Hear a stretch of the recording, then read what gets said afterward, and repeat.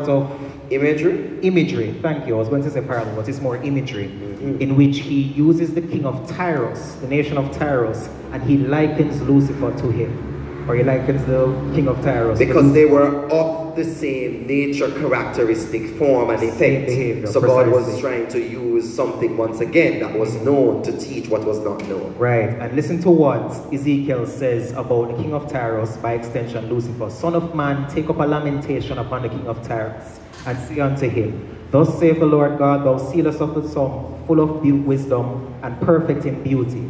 Thou hast been in Eden, the garden of God, and every precious stone was thy covering. The sardius, topaz, and the diamond, the beryl, the onyx, the jasper, the sapphire, the emerald, and the carbuncle and gold. So he's beautiful. Yeah. The workmanship of thy tabrets and of thy pipes was prepared in thee in the day thou was created. Thou art the anointed cherub that covereth, and I have set thee so. Thou wast upon the holy mountain of God. Thou hast walked up and down in the midst of the stones of fire. Thou wast perfect in thy ways. Thou were what? Perfect, in thy ways from the day that thou was created. Let's pause right there. Yes. So we see that even this being who became the Satan, God made him perfect in the beginning. Amen. There was no Because flaw. God does not make imperfection. There was no gene in him that was faulty, Yes. that would cause him to veer away Yes. from the path of God. Yes. But it says, till iniquity was found in thee. Mercy. So it was found in him. It was discovered. Yes. It wasn't there from the beginning. So he wasn't there. God made him perfect. God made him upright. He was, so anything God makes, Elder Joel, just for the emphasis of our visitors and our members, to ensure that we get it right, our new converts, those who are visitors, to understand, anything God makes was made perfectly. No error. Correct? Precisely. Nothing missed. Nothing at all missed. Until iniquity was found in him. So iniquity was found in him. Yeah.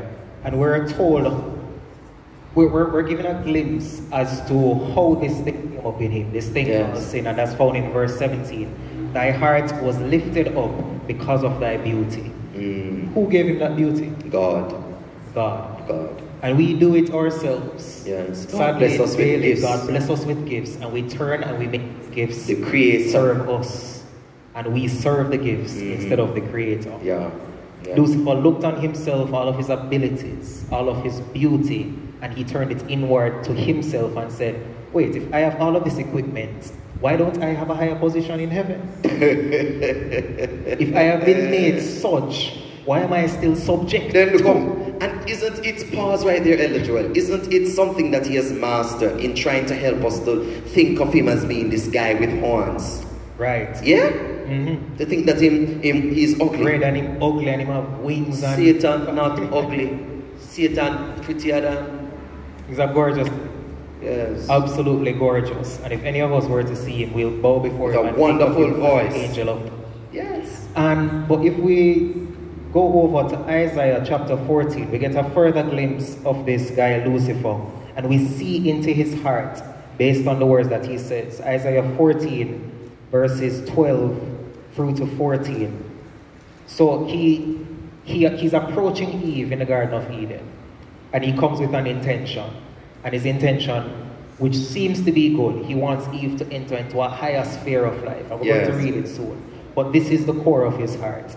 Isaiah 14, 12 to 14, it says, How art thou fallen from heaven, O Lucifer, son of the morning? How art thou cut down to the ground, which did weaken the nations? For thou hast said in thine heart, I will ascend into heaven. I will exalt my throne above the stars of God. I will sit also upon the mount of the congregation in the sides of the north. I will ascend above the heights of the clouds. I will be like the Most High. And it's not a being like the Most High in terms of character. Like how God and Christ himself encourages us to be like him. No. He doesn't want the character. It's the place. He wants the position. The preeminence. Precisely. Yeah. And that is why when we get to Revelation chapter 12, we see now that Revelation chapter 12, we see how sin got from heaven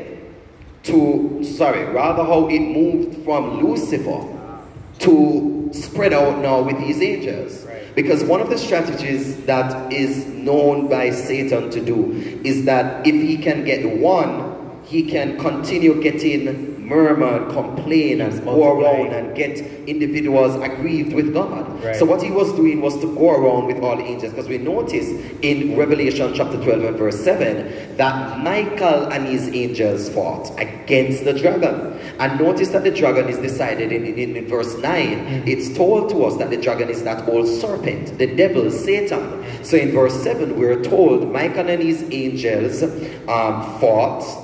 Yes, and the dragon and his angels fought. So here we see that the Satan, Lucifer, was able to gain the confidence of 1/3 of God's angels. Wow. Yeah. So he went around and talking about, look how God talk about, you know, how he will love us, but he don't love us. And I should, look how I'm the one that is leading the choir.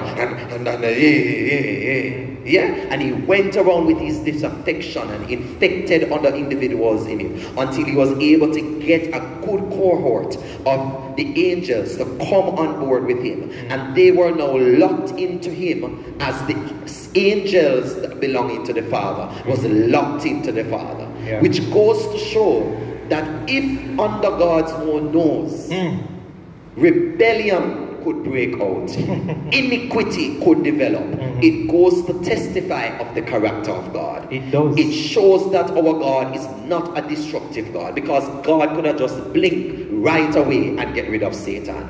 But then if he did that, God would have left open a question in the minds of the universe and the angels who are watching.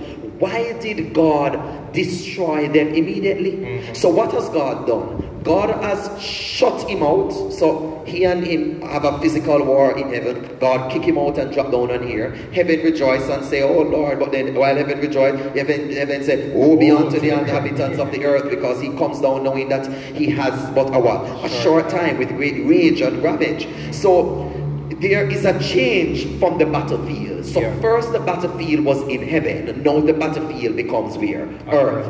It becomes earth because now in Genesis chapter 3, Eve, and it's not that he could not have gone to other worlds, but that Eve was found to be what's the word that I'm looking for? I have to be careful here. It's not susceptible. And as susceptible. But Eve gave him an entrance. Yes, Eve gave him the entrance that he wanted. She entertained him. Because remember when Jesus came in, Jesus spoke about the lost sheep, lost coin, and speak about. So the other worlds are not falling. Because remember in the book of Job, we have already established that there are other worlds. Right. But what we're seeing is that the planet Earth opened the door for Satan to get entry. Yeah.